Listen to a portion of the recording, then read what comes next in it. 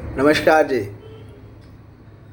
आज फिर 32 हॉस्पिटल पर कुछ जो उसकी कमियां उस पर आप सबका ध्यान दिलाना चाहूँगा, क्योंकि जितने भी ये गवर्नमेंट हॉस्पिटल्स हैं इसमें कोई दो राय नहीं कि इसमें और प्राइवेट हॉस्पिटल्स में बहुत फ़र्क है।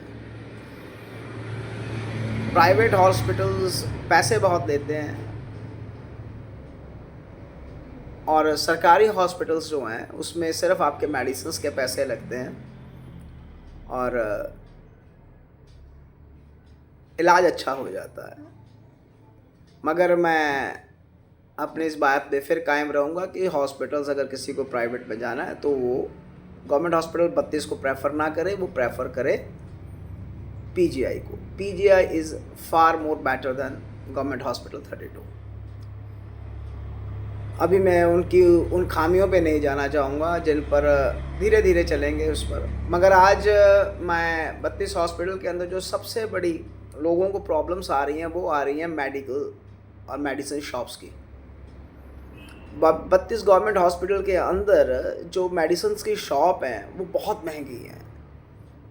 क्योंकि महंगी होने का सबसे बड़ा कारण है कि उनका मंथली जो रेंट है वो 30-30 लाख या 40-40 लाख रुपया मंथली रेंट है।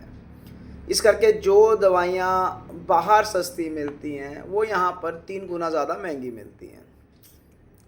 गवर्नमेंट हॉस्पिटल 32 है, गवर्नमेंट का हॉस्पिटल है, तो सरकार को इस पे भी ध्यान देना चाहिए कि दवाइयाँ जो हैं अंदर भी सस्ती मिलें ताकि पेशेंट को गवर्नमेंट हॉस्पिटल होने का मान हो सके। मैं कुछ ऐसी चीज़ें देखता था वहाँ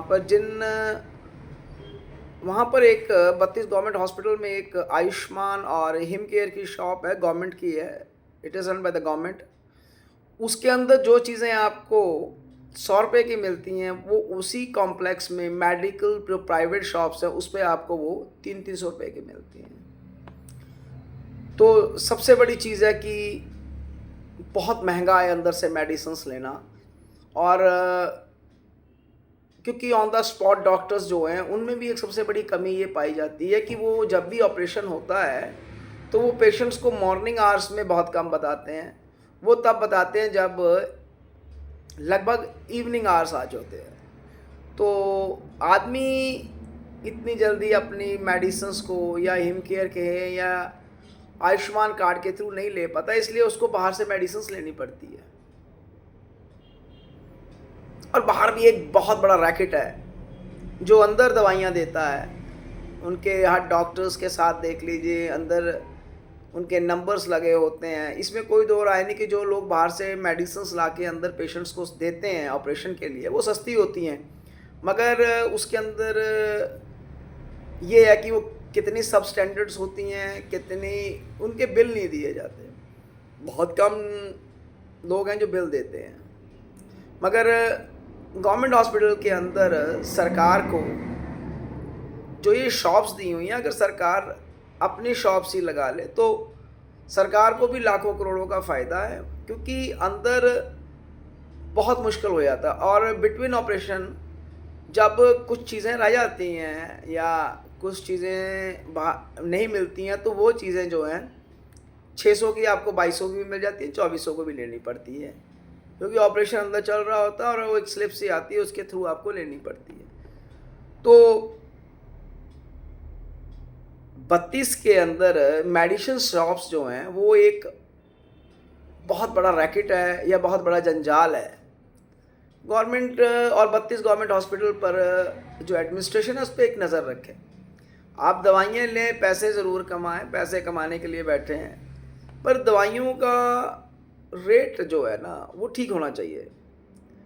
और एक और चर्चा है, मैं उसको फिर बाद से लंबी तरह से करूँगा, कि गवर्नमेंट हॉस्पिटल्स के जो डॉक्टर्स हैं वो अपनी लैब्स पर कम और बाहर से लोगों को क्रॉस चेक करने के लिए कहते हैं कि बाहर लैब्स हैं, वो अपने आप आपके पास आ जाते हैं, क्रॉस चेक करा लें। और वो क्रॉस चेक जो टेस्ट है वो एक टेस्ट भी 3-3 हज़ार, 4-4 हज़ार, 5-5 हज़ार का होता है।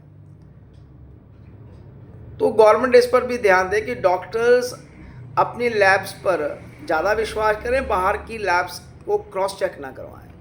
बहुत बड़ा रैकेट है, फिर इस पर बात करते हैं। अब अगली चर्चा करूँगा कि क्या होता है गवर्नमेंट हॉस्पिटल्स के अंदर, क्या डॉक्टर्स की स्थिति है, डॉक्टर क्या-क्या करते हैं, कहाँ-कहाँ क्या-क्या होता है। इस पर फिर एक चर्चा होगी। तो फिर मैं लास्ट में यही कहूँगा कि 32 गवर्नमेंट हॉस्पिटल को प्रेफ़र ना कीजिए, क्योंकि वो एक मेडिकल कॉलेज है और वहाँ पर डॉक्टर्स के साथ स्टूडेंट्स बहुत होते हैं। पीजीआई में ये काम होता नहीं है, क्योंकि वहाँ पर डॉक्टर और डॉक्टर्स की टीम होती है। तो इस पर भी चर्चा होगी, पर 32 से ज़्यादा पीजीआई को प्रेफ़र करें। धन्यवाद।